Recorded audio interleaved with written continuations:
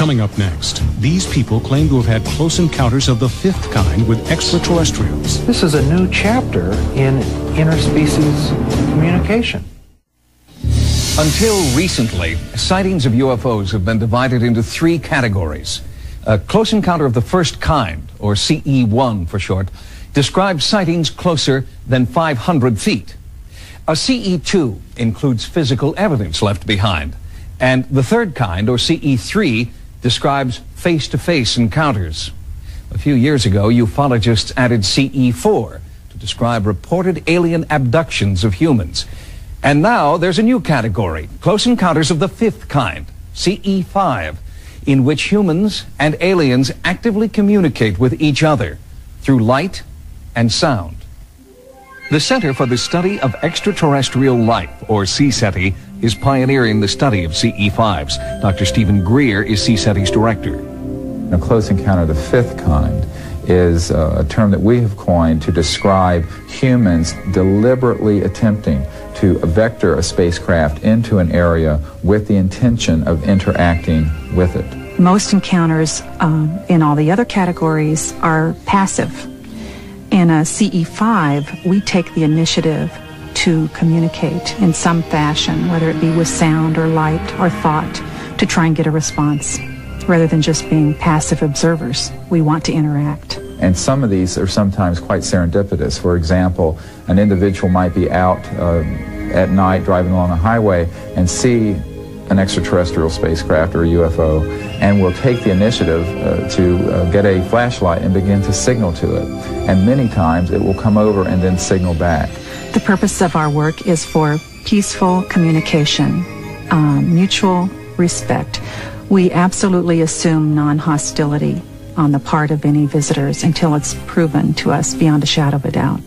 In their field research, CSETI has developed a specific set of protocols for initiating contact with alien spacecraft. Their goal is a successful CE5. The different methods of initiating a CE5 include using sound, which are, at this point, we're using anomalous sounds that were recorded inside of crop circles in England. We use light. When we go out into the field, we go with 500,000 candle power halogen lights that are portable. The lights are used signaling to the UFO either in a series of flashes or by drawing shapes in the sky, usually a large triangle or large circle. It's meant to encourage the UFO to participate and to interact with the project. We also use thought in the form of meditative thought or thought projection. We call it coherent thought sequencing.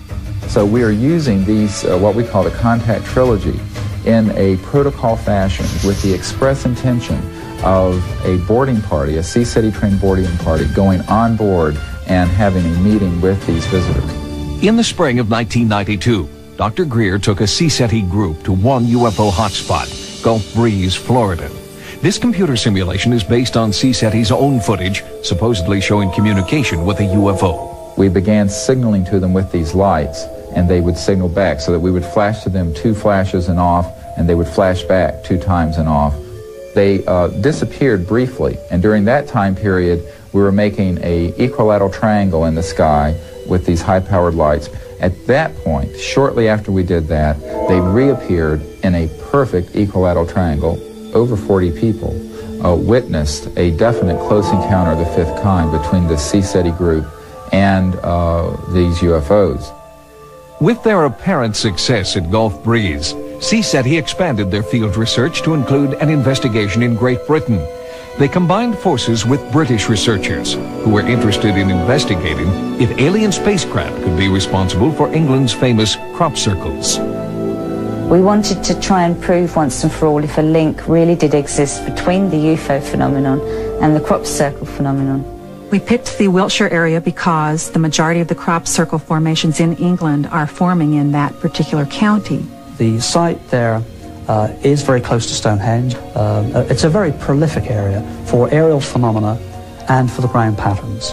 During our protocol that evening of July 23rd, we focused on our thought process for this particular formation for 20 minutes. We all held in our minds the thought of a triangle with a circle at each point of the triangle. And we were, of course, very astonished to find that the next day, precisely that shape appeared in a field. We walked out onto the end of this long land formation, and as we got to the very end, there glistening in the sun below us was the perfect formation, identical to what we had envisioned. We clearly do have an intelligence involved, which would appear to be reading the brain patterns of the human psyche. It seems very evident to us that this is all about communication.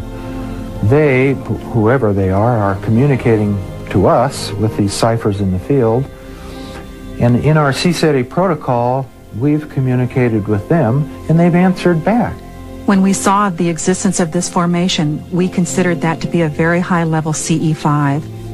Exhilarated by their success, the CSETI team mounted another investigation nearby at Alton Barnes. Bad weather forced most of the team to abandon the overnight surveillance. But Dr. Greer and 3 others persevered. At approximately 12:20 a.m., Chris Mansell was banging on my window, and I opened the door and I said, "What is wrong?" And he said, "There is a spaceship coming right through the bloody field." It must have been 80 to 100 feet across, very large.